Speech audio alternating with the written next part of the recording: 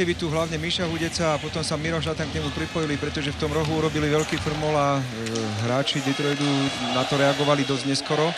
Myslím si, že práve tie priestory v rohoch robia hráčom z NHL najväčší problém, pretože je tam toho miesta pre hráča s pukom podstatne viacej, ako je v zámori. Rangers nevyhodili, teraz sa o to pokúsi Girardi a po ňom aj kapitán Callahan. Podarilo sa to až Dubinskému. Balej.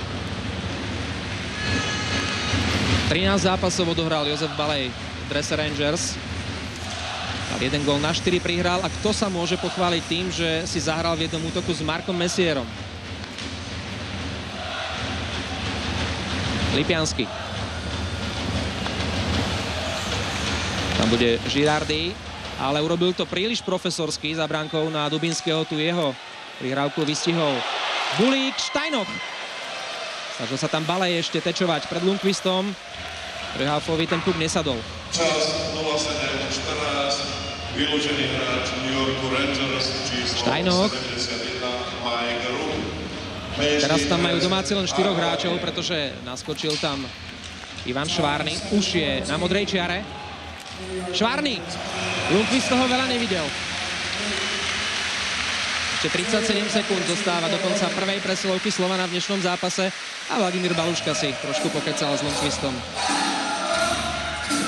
To je to umenie veľkých brankárov, byť na tom správnom mieste, v správnom čase, aj keď toho veľa nevidel a skončil v lapačke.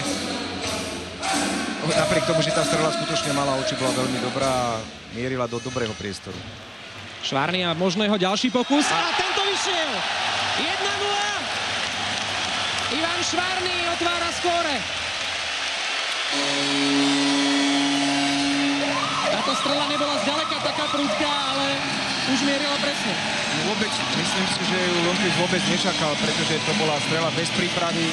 Pustili cez prvého hráča, ktorý prichádzal k nemu, ktorý pristupoval a zrejme to stačilo na to, aby Lundqvist nemal pod kontrolou počas celej dráhy. Bože, či tam ešte nebol teč. Videli sme teda dva súboje medzi Ivanom Švárnym a Henrikom Lundqvistom. Obrancovi Belasík už nikto nevezme, že prekonal tohto slávneho brankára. Videli sme tam z pohybu hlavy Lundqvista, že dobre nevidel. A na okamih ako keby len tak hlavou sa pozrel, či bude páliť obranca. A v tej chvíli prišla tá strela, ktorá nebola prudká, švihom, ale